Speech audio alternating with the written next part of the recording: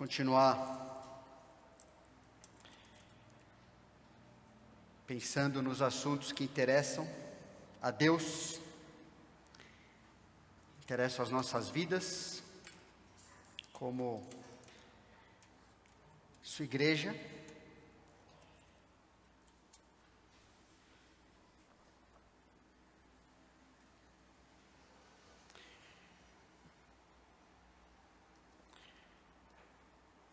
Dentro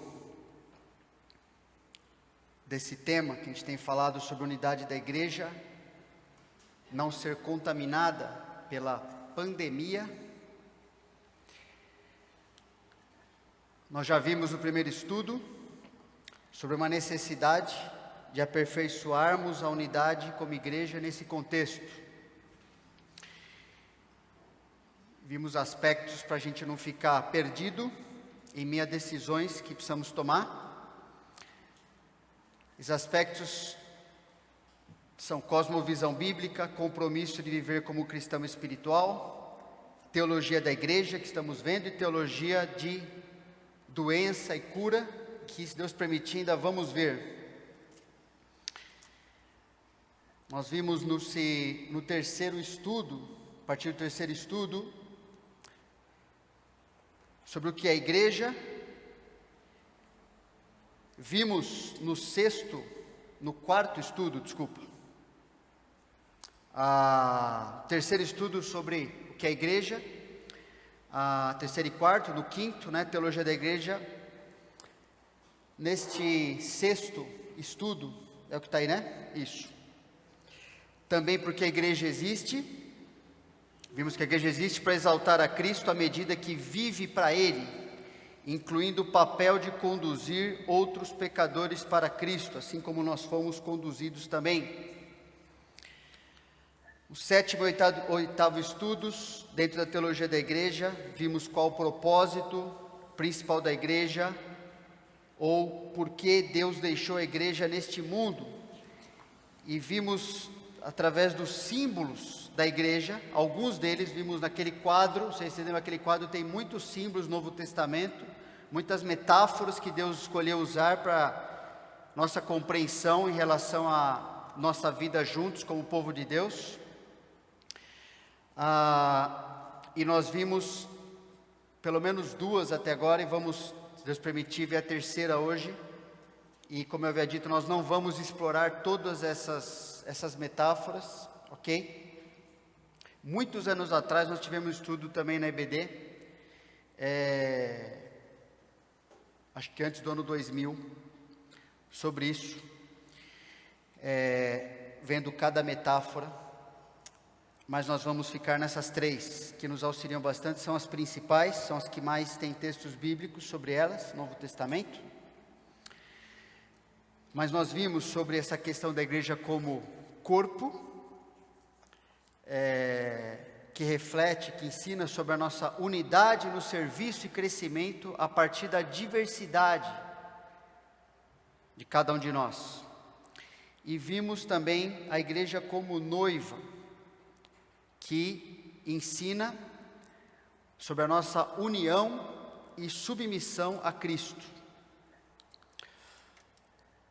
Então, no ensino de hoje, teologia da igreja,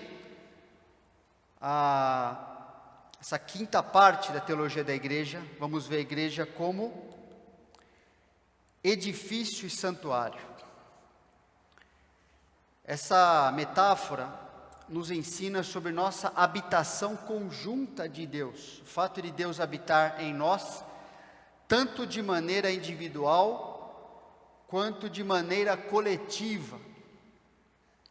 Um trecho sobre isso, 1 Pedro 2, 4 e 5 diz: chegando-vos para ele a pedra que vive, rejeitada sim pelos homens, mas para com Deus eleita e preciosa. E repara nesse jogo que o apóstolo Pedro vai fazendo, inspirado e escrito pelo Espírito Santo, esse jogo entre plural e singular, muito importante para a gente entender isso. Também vós mesmos, como pedras que vivem, plural, sois edificados casa espiritual, singular, para serdes, plural, sacerdócio santo, singular. Pierre tem pregado bastante sobre isso, essa questão do sacerdócio, a fim de oferecer de sacrifícios espirituais agradáveis a Deus por intermédio de Jesus Cristo.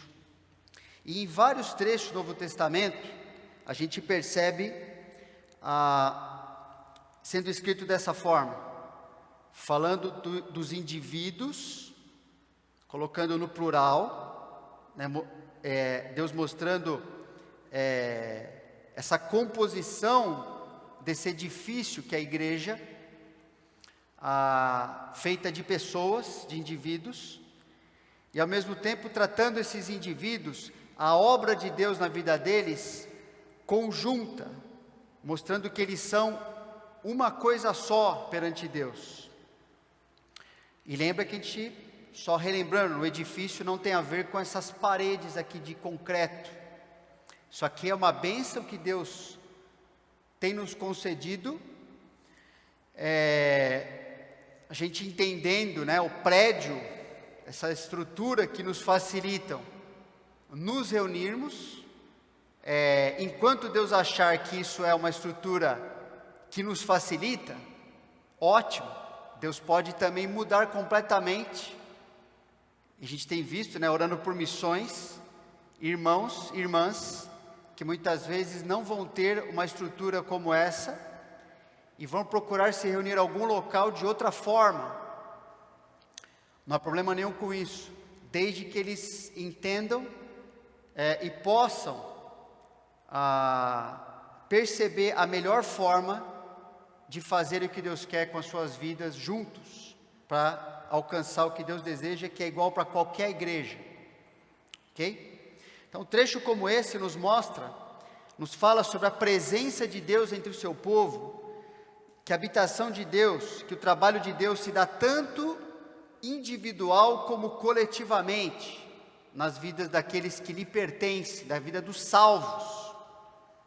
Outro trecho fala sobre isso, Efésios 2, 19 a 22, que mostra: assim já não sois estrangeiros e peregrinos, mas concidadãos dos santos, e sois da família de Deus, edificados sobre o fundamento dos apóstolos e profetas, sendo Ele mesmo, Cristo Jesus, a pedra angular, né, aquela pedra que marca a estrutura, na qual todas as outras pedras têm que ser alinhadas para aquele edifício ser o que deve ser. Versículo 21, no qual todo o edifício, bem ajustado, cresce para santuário dedicado ao Senhor, no qual também vós juntamente estáis sendo edificados para a habitação de Deus no Espírito. Novamente esse jogo entre plural e singular, ok? Um trecho como esse nos ensina que a igreja está sendo edificada à medida que obedece ao ensino bíblico. Isso significa fundamento dos apóstolos e profetas, eles que receberam no período inicial ou fundamental da igreja a instrução vinda diretamente de Deus, a qual eles registraram, a qual eles ensinaram ali, e aquele período fundamental cessou, não é? Aquele período do alicerce cessou, e agora nós não temos nenhuma outra revelação vinda da parte de Deus, e justamente pelo fato de que Deus usou aquelas pessoas como fundamento, aquele ensino inicial, e também não há nenhum apóstolo vivo, ok? A pessoa que se diz apóstolo hoje, ela na verdade é só um mentiroso que está usando um título que não lhe cabe. Mas a igreja é edificada à medida que obedece ao ensino bíblico, e é isso que significa esse fundamento dos apóstolos e profetas, que viveram no período fundamental da igreja do Senhor Jesus. Outro ponto importante é que a igreja deve conter a glória de Deus. Às vezes a gente não se enxerga, ou muitas vezes não nos enxergamos dessa forma. Nós temos um distanciamento temporal muito grande do tempo do Antigo Testamento, mas na mente de Deus, a igreja, ela carrega esse aspecto de ser um santuário de Deus. Nós lembramos mais, a respeito do santuário do nosso corpo. Nosso corpo é o santuário do Espírito Santo, certo? Quando estamos reunidos, isto na visão de Deus também é uma forma desse santuário se mostrar. E quando nós estamos espalhados aí fora, da mesma forma, o santuário de Deus, ele vai entrando nesse mundo. Por isso ele tem que ser santo, separado para o uso de Deus, porque senão é um mau testemunho. Por isso que Israel ouvia no Antigo Testamento que, à medida que as nações tinham contato com Israel, o nome de Deus muitas vezes era envergonhado entre as nações, porque o santuário, aquelas pessoas, aquele povo que representava o Senhor, representava de maneira ruim, e o nome de Deus era tratado como se fosse o nome de qualquer outro Deus ali, um ídolo qualquer, muitas vezes. Agora nós que temos uma missão dada por Deus, que é uma ordem de irmos, enquanto estamos vivendo nesse mundo, fazermos com que pessoas conheçam a Jesus, se tornem discípulos de Jesus. Percebe? O santuário de Deus, que somos nós, e todos aqueles que são de Jesus também, tanto se reúne, quanto ele se espalha. E o que é importante, a igreja precisa mostrar que ela foi construída para Deus habitar ali, Deus habitar na minha vida de maneira individual e também coletiva. Faz muita diferença, sim, a maneira como você vive, quando nenhum de nós está perto de você, quando ninguém está vendo. Isso aqui não muda nada. Você continua mostrando se é um bom ou não é muito bom santuário do Senhor.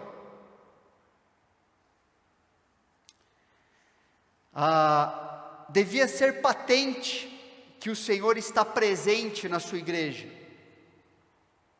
Se não for patente isso, para que a gente cantou aqui, Se não for para te adorar, para o que nasci. É isso mesmo. Se não for para qualquer pessoa nesse mundo adorar a Deus.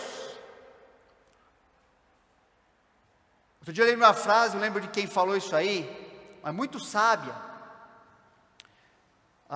O pregador falou assim: aqueles que não nasceram de novo, um dia vão querer nunca ter nascido. Agora, nós que nascemos de novo, se não for para adorar a Deus, para quê? E nossa adoração, como cantamos aqui hoje também, é muito mais do que um som. É nossa vida transformada em Jesus, está escrito que a gente cantou aqui hoje. O melhor a ofertar. Viver tendo essa noção de que somos um santuário do Senhor. Percebe? Qual é o impacto do que eu ofereço a Deus? Lembra os 4 T's? A gente gosta de lembrar desses 4 T's, Testemunho, talentos, tesouro e tempo. Obrigado. O melhor a ofertar. Como você chega num santuário a oferecer algo a Deus? Não para ser salvo, nunca foi. não é? Mas nossa Deus, eu sou grato. A minha vida, o meu corpo, a minha mente, servia para nada que prestava. E o Senhor me tornou um santuário do Senhor. E me colocou junto a outras pedras desse edifício, e está edificando as nossas vidas para a habitação de Deus. Isso tem que mexer conosco, irmãos. Nossa vida não é comum, não é algo profano, não é algo leviano, não pode ser na prática. Não podemos, apesar de estar nesse mundo, nos envolvermos como aqueles que só têm esse mundo para viver. Porque a nossa vida tem que servir para adorar a Deus, no seu santuário, a começar pelo que nós fazemos com a nossa vida, e com a nossa vida como igreja. A igreja reunida mostra a glória do Senhor, para manifestar ao mundo que Ele habita entre nós. Deve ser um corpo visível, portanto, numa localidade, percebe? Por que a igreja é local? Porque ela tem que ser visível. Enquanto você está andando aí fora, parte da igreja visível está aí fora também. O mundo não pode ver a Deus. Alguém falou, viu Deus? Mentira, não vê coisa nenhuma. O mundo vê Deus como? Através de nós. Jesus é quem revelou o Pai, e nós somos o corpo de Jesus, o corpo de Cristo. Por isso o mundo tem que ver a Deus através da igreja, e Deus só tem esse método. E uma pergunta que eu tenho que fazer para mim, e você tem que fazer para você mesmo é: o que eu estou espelhando acerca de Cristo para o mundo que quer, ou mesmo que não quiser, ele vai ver Deus? Como é que eu estou espelhando Deus para o mundo? Porque Deus me salvou para isso. No santuário, a glória, não do Maurício, mas de Deus tem que aparecer, através da vida minha e sua. Tem que aparecer que a maneira como a gente vive só pode ser explicada pela vida com Deus. E se não pode ser explicada pela vida com Deus, joga fora aquele comportamento, joga fora aquele pensamento. Se não pode mostrar na Bíblia porque você faz ou não faz certas coisas, não presta, taca fora.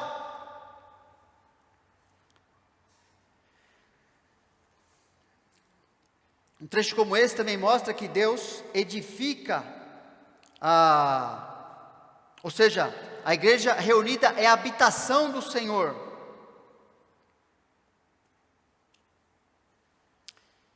Ela tem que mostrar a diferença que Deus está fazendo na nossa vida. Vidas transformadas por Cristo mostram a diferença. Mostra que Deus está mostrando a sua glória ali. Não é? A salvação, Romanos não fala isso? Todos estávamos destituídos da glória de Deus. Estávamos ali, vivendo aquela vidinha sem sentido, afastados, ignorantes ao que Deus tinha para nós, totalmente distorcidos da imagem de Deus em nós ali, pouca coisa restando da imagem de Deus na nossa vida. E aí Deus nos salva, nos resgata, e aí Ele vai colocar a sua glória em vasos imperfeitos, colocar a sua glória, para que por meio da imperfeição desses vasos, sua glória apareça, e as pessoas olhem para os vasos, e nem prestem atenção muito nos vasos, eu falo assim, não é o vaso que é importante é o que sai dali. Por isso que Paulo escreve em Coríntios, que fala assim, Deus colocou tudo isso em vasos de barro, que era o utensílio mais desprezível numa casa daquele tempo. Servia para qualquer coisa que não tivesse muito valor. Só que o que importa é o Deus que está lá dentro desse vaso. E esse Deus está lá dentro para aparecer para fora. Para que as suas ideias, para que as minhas ideias, não é o que deve aparecer. Os seus pensamentos, os seus desejos, as suas preferências, isso não tem importância. O que tem importância é o que vai aparecer de Deus, que está na Bíblia.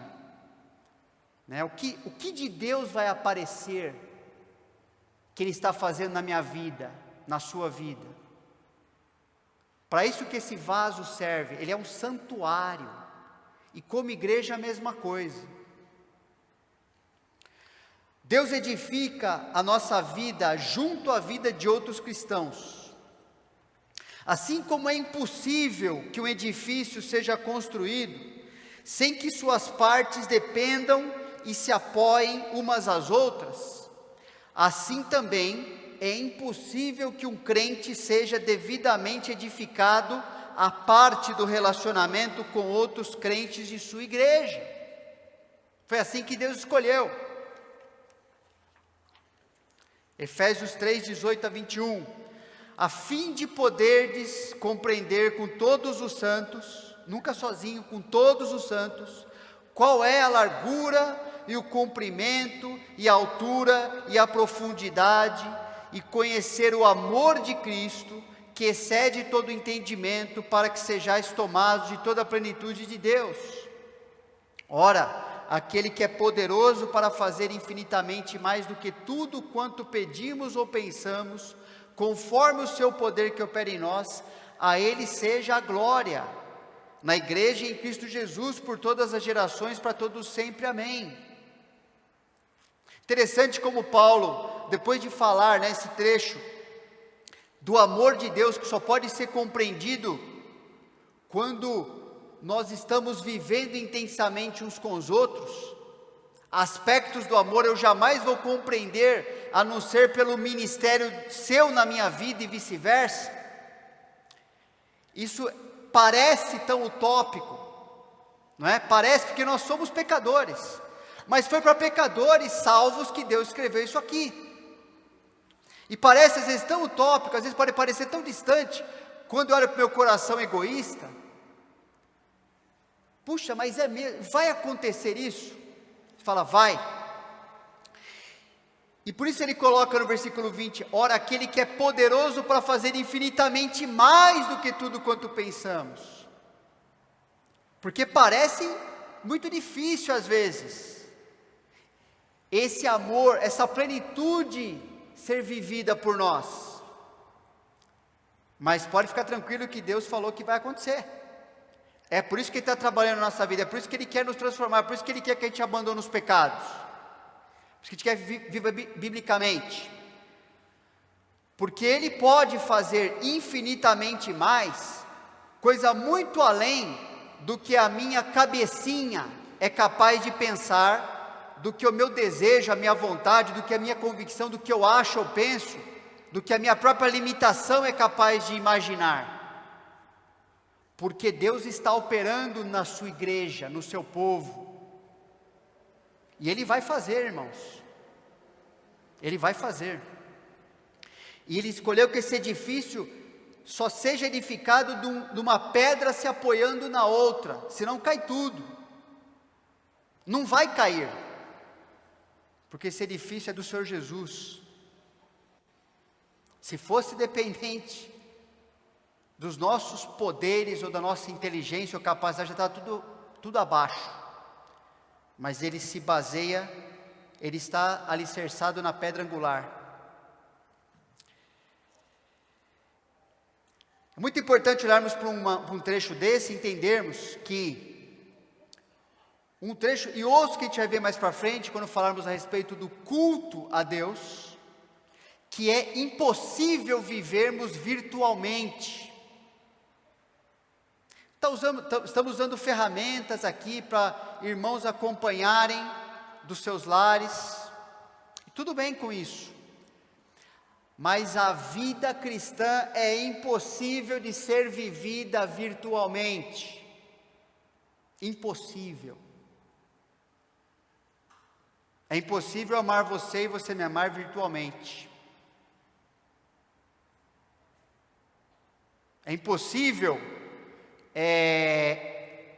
a vida acontecer, senão a gente cai naquela bobagem que a gente vê a sociedade vivendo agora, que as pessoas acham que conhecem as outras, e que tem um papel muito importante nas outras, simplesmente quando as pessoas compartilham o que elas querem numa rede social, por exemplo. Igreja nunca é e nunca será isto aos olhos do Senhor. Às vezes é muito fácil, né? Falar assim, puxa, como eu te amo. Posso mandar mensagem no WhatsApp, eu posso fazer isso. Mas isso só acontece de maneira presencial. Só acontece na base de sacrifício. Eu tenho que me mexer. Eu posso falar para você, por exemplo, coisa assim, sabe que eu glorifico muito a Deus como eu dirijo o meu veículo, por exemplo? Você pode acreditar, não pode? Mas sabe quando você pode me ajudar mesmo? O dia que eu der carona para você, e você vai ver como é que eu estou me portando nessa área, aí você vai ter um ministério na minha vida. Então Maurício só precisa de uma ajuda, ou não, né? Porque se eu falar para você, você pode acreditar, e eu posso me tornar um tremendo de um hipócrita, e você também ficar contente com esse tipo de vida, e achar que você, olha, vou te dar uns conselhos aí, e você, tá tudo certo. Não vai acontecer assim, porque Deus preparou a igreja para a gente viver junto. Deixa eu falar mais sobre isso, Deus permitir. Assim como não é possível viver virtualmente, não é possível exercermos virtualmente os papéis vitais que nos foram dados por Deus. Deixa eu ver mais para frente sobre isso, sobre papéis o ensinar, muitas vezes é o mais fácil, mas comunhão, alcançar, e outros papéis vitais, não dá. E não tem problema com isso, porque foi Deus que preparou tudo isso para nós. Um trecho como esse mostra que sem convivermos uns com os outros, não temos, presta atenção, está falando aqui, como conhecer a Deus. Porque essa plenitude aqui, o amor de Deus, precisa estarmos juntos, precisa do ministério na vida do outro, quando o outro quer e quando ele não quer, é necessário. Não tem como conhecer a Deus à distância, se nós nos distanciarmos uns dos outros, não tem como acontecer isso. Não tem como obedecer a Deus, por exemplo, num trecho desse. Não tem como mandamentos recíprocos acontecerem. Não tem como glorificar a Deus plenamente, percebe? Num versículo como esse. Porque a vida foi planejada por Deus dessa forma, como Ele colocou na Bíblia. Outro trecho interessante é esse aí, que nós vamos explorar também, se Deus permitir, mais para frente. Consideremo-nos também uns aos outros para nos estimularmos ao amor e às boas obras. Não deixemos de congregar-nos como é costume de alguns, antes façamos admoestações e tanto mais quanto vedes que o dia se aproxima. Eu não quero entrar em detalhes aqui agora, falei, vamos ver mais para frente, quando estudarmos sobre o culto, como é que o culto deve acontecer, ok? Mas é interessante que um trecho como esse nos ensina a mesma coisa. Existe uma maneira de obedecer a Deus que só pode acontecer quando estamos reunidos. Nenhum cristão está crescendo a parte da dependência de sua igreja local. Nenhum cristão está crescendo à parte da dependência de sua igreja local, e nenhuma igreja cresce à parte do compromisso da vida de seus membros. É muito importante lembrarmos disso. O que nós somos hoje, a obra de Deus nas nossas vidas, como igreja, ela acontece pela vontade, pela graça de Deus, e no plano desse Deus gracioso, acontece pelo ministério que nós temos uns com os outros. É disso que nossa vida espiritual é formada. Dependendo da qualidade que eu decido viver como indivíduo, e você também, e de exercer o ministério na vida do outro, a nossa igreja é feita disso. O que você vai receber, o resultado que você tem, a edificação que você recebe, é derivada desse trabalho, um na vida do outro, e um na vida perante Deus, lá quando ninguém está vendo. Você e eu somos responsáveis pela qualidade. Então eu acho muito engraçado às vezes, para não falar outra coisa, quando um cristão, eu escuto muito isso, começa a criticar a igreja. Eu acho engraçado isso, como começa, não, porque a igreja não é isso, e não é aquilo, e ela devia ser tal coisa, não é? Eu fico ouvindo aquilo, né, me segurando, pedindo para Deus me segurar, fico pensando assim, será que essa pessoa tem a noção, o compromisso? Como ela é parte de fazer com que isso seja melhor? O que ela está fazendo com a vida dela? Talvez eu tenha até dado a solução na mente dela, por isso que talvez ela esteja falando alguma coisa. Mas se Deus deu, então ela tem que apresentar, ela tem que viver de um jeito que fala assim, irmãos, olha, é por aqui, é por ali, aqui eu tenho certeza que edificaremos mais a sua vida.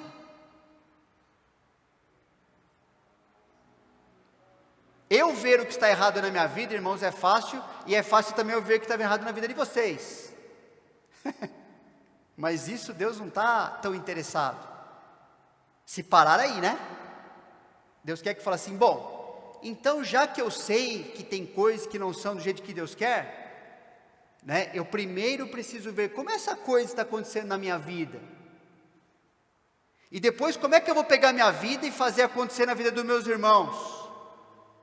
Porque esse é o trabalho, né? Que Deus nos deu uns com os outros. Efésios 4, muito conhecido esse trecho, né? Mas fala ali, lembra, Efésios 4 é o capítulo que fala sobre a unidade, o Espírito Santo mesmo, o Espírito Santo operando em todo mundo. Aí ele vai falando como Deus o método dos líderes aí na igreja. Aí ele fala, até que todos cheguemos à unidade da fé e do pleno conhecimento do Filho de Deus, a perfeita varonilidade, à medida da estatura da plenitude de Cristo, para que não mais sejamos como meninos, agitados de um lado para outro, e levados ao redor por todo o vento de doutrina, pela artimanha dos homens, pela astúcia com que induzem ao erro, mas seguindo a verdade em amor,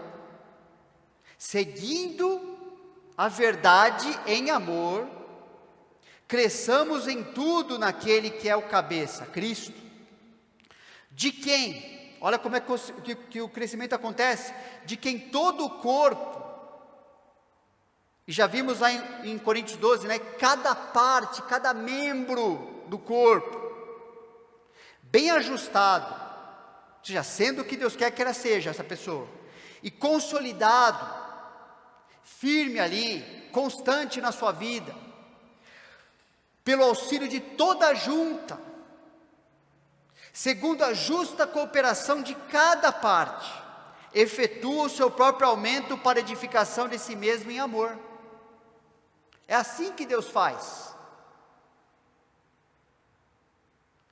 Por isso que quando cada um de nós decide não servir a Deus como deve, não viver a vida cristã como deve, você pode ter certeza absoluta que você está tornando a Igreja Batista Nova Aliança um lugar pior de se viver, e Deus está enxergando você dessa forma. Graças a Deus, o contrário, né, irmãos? Quando nós acertamos nossa vida, nos dedicamos a andar na Bíblia, nos dedicamos a viver na Bíblia, mesmo que nos custe dor de barriga, sabe assim, incômodo, suadeira, não importa. Para ajudar irmãos a viverem biblicamente, você pode ter certeza que você está sendo uma bênção, você está sendo uma pedra que dá para apoiar, que Deus está feliz, contente com a tua vida. E percebe, é uma escolha. Isso tem que ser uns com os outros, com todos, cada junta funcionando, cada parte. E a edificação de todo mundo em amor acontece, porque eu como indivíduo estou edificando você, você edificando a mim, e aquilo, o edifício todo fica uma bênção. A nossa vida está sendo edificada por Cristo, a proporção em que edificada junto às demais pedras do edifício. Já falei no passado, falei hoje de novo e volto a repetir. Ninguém está crescendo à parte do ministério uns dos outros. Não existe cristão isolado nesse mundo, que está crescendo, como ele fala para você, oh, como eu estou crescendo. Tudo mentira, pessoal. Não existe isso aí. Só existe o que está na Bíblia aqui, ó. Nossa vida está sendo edificada por Cristo, a proporção em que edificada junto às demais pedras do edifício, é por meio do ministério de todos, relacionamentos redentores, lembra? Ministério na vida do outro, relacionamento que faz a pessoa viver como Jesus quer que ela viva, que somos libertos, esse trecho fala, como um todo, como indivíduos e como um todo, libertos da nossa ignorância, o trecho fala, da nossa imaturidade, ignorância principalmente do que Deus tem para nós, né? Falando, saber que a vida cristã é tudo que a gente precisa para viver nesse mundo, não precisamos nada mais. Porque a gente às vezes enche a cabeça de um monte de coisa que não serve para nada, e às vezes não foca naquilo que Paulo ora tanto pelos cristãos, né? De adquirir o pleno conhecimento, de ver quanta riqueza nós temos em Jesus para vivermos, mesmo nesse mundo maluco. Somos libertos como um todo da nossa ignorância, da nossa imaturidade, da nossa ingenuidade ante as artimanhas do mundo, do nosso egoísmo para vivermos em amor e crescimento, porque a igreja é a única forma constituída por Cristo para nosso pleno crescimento individual e coletivo.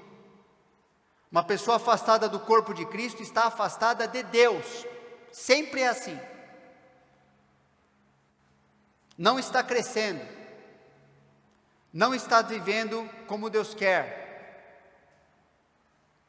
está na artimanha dos homens, de Satanás, está desprotegida.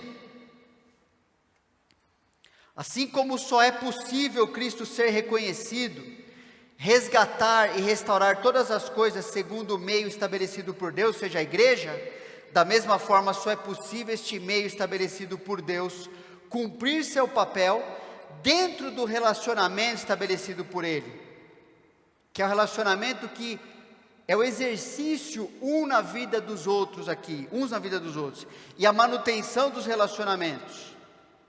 É um absurdo quando Deus começa a querer trabalhar na nossa vida, né? Você tem essa tentação? Eu também tenho. Deus querer trabalhar, usar pessoas para trabalhar na nossa vida, e aí eu vejo cristãos, então acho que eu vou mudar de igreja, acho que eu vou sair para outra igreja. Mas é justamente isso que Deus está usando para você ser parecido com Jesus. Vai para outra igreja? Vai demorar para as pessoas lá te conhecerem, para saber de fato a tua necessidade, é só auto-engano. Achar que, não, olha, vou dar uma desculpinha esfarrapada, né? Não, agora acho que assim eu vou aqui não tem o que eu preciso. Pelo contrário, quando a pessoa deixa, é porque tem justamente o que ela precisa, só que ela não quer, é outra coisa. Seu relacionamento com sua igreja é tão sagrado, é bom te lembrar disso, é tão sagrado, a maneira que Deus enxerga isso, que isso determina se Deus faz com que em sua vida haja crescimento ou destruição, a partir do relacionamento que você mantém com a sua igreja. Não sabeis vós que sois santuário de Deus e que o Espírito de Deus habita em vós? Se alguém destruir o santuário de Deus, Deus o destruirá, porque sagrado é o santuário de Deus que sois vós. Ai daqueles que usam suas vidas para atrapalhar a edificação que Deus está fazendo no seu corpo. Ai daqueles que por motivos egoístas vivem uma vida que é tropeço para os seus irmãos em Cristo. Porque você está pedindo para Deus destruir a sua existência, rapar o seu nome daqui. Eu duvido que algum de nós aqui queira isso, irmãos. Por isso Deus nos alerta, é tão sagrado o relacionamento que mantemos com Deus uns com os outros. Deus mescla essas coisas. Quando você quer ver um cristão com a vida destruída, você pode pesquisar o que ele fez na sua igreja local, você vai encontrar a resposta.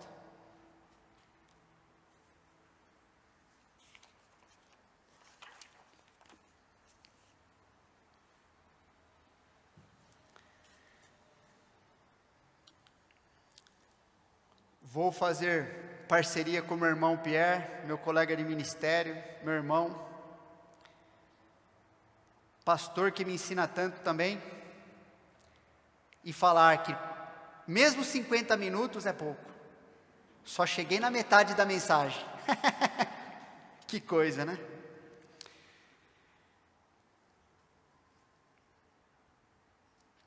Mas quero encerrar com isso, irmãos. O ministério e maturidade cristã sempre são produzidos e medidos pela qualidade dos nossos relacionamentos com nossos irmãos. Não se engane, hein? Não é com os irmãos que você gosta mais, porque isso é egoísmo disfarçado, isso aí é amor próprio, ok? É com os irmãos que Deus colocou na minha vida, ou seja, todos. 1 Coríntios 13, bem conhecido esse trecho, fala: ainda que eu fale as línguas dos homens e dos anjos, se não tiver amor, serei como bronze que sou, como símbolo que retine. Ainda que eu tenha o dom de profetizar e conheça todos os mistérios e toda a ciência, ainda que eu tenha tamanha fé a ponto de transportar montes, se não tiver amor, nada serei. E ainda que eu distribua todos os meus bens entre os pobres, e ainda que eu entregue o meu próprio corpo para ser queimado, se não tiver amor, nada disso me aproveitará. Vai aproveitar para as pessoas que você fez essas boas obras, mas para você mesmo não vai ter proveito. O amor aos filhos de Deus, que Deus colocou aqui, é a medida de avaliação, não só da minha adoração a Deus, mas também se meu serviço a Deus está sendo aprovado por Deus, e me fazendo crescer por meio desse serviço que eu faço a Deus, que eu sirvo a você. Percebe? Isso elimina o engano do nosso coração. Deus é muito bom para nós, porque nós podemos fazer coisas, pensa bem, entregar o corpo, mártir pelo Evangelho, distribuir todos os seus bens para os pobres. Olha que nossa sociedade aplaude, olha que coisa maravilhosa. Fala assim: Se isso não for feito, lembra do contexto todo, 1 Coríntios 13 está encravado no meio da igreja, do culto a Deus, adoração a Deus. Se isso não for feito pelo amor entre vocês, queimar tudo, vai queimar tudo, não vai servir para você, não vai servir. Pensa, não é triste isso? Fazer tanta coisa para o Senhor, e descobrir que lá dentro do coração, tinha um egoísmo não tratado, eu estava fazendo não realmente pensando no teu bem, eu estava pensando em mim, eu não estava me sacrificando mesmo por você, eu estava tentando usar uma situação para me beneficiar, para me enaltecer. Se não for feito no amor, nada disso nos aproveitará. Coisas mais maravilhosas. E isso tem que nos incentivar a viver em amor, em submissão uns aos outros. Próxima mensagem, que seria a continuação dessa, mostrando 2 ingredientes disso. Vamos encerrar por aqui, irmãos. Ok? Eu não vou encerrar em oração, mas eu peço que cada um ore a Deus, reflita, não precisa fazer isso agora, mas sai pensando nisso, não para você ficar para baixo, mas para você falar: nossa, o Senhor Deus preparou uma vida muito boa para mim, para você, para nós como igreja, uma vida de amor que eu não tinha sem conhecer Jesus, e eu quero viver servindo a Deus nesta motivação, de verdade amar os irmãos, me envolver com a vida deles, e até o fim, quando eles precisarem, quando eles pedirem para parar, eu vou continuar e falar: sabe, eu não vou parar, porque eu amo você. E aí o que a gente faz vai valer muito, para eles, para Deus, para nós. Amém? Boa semana.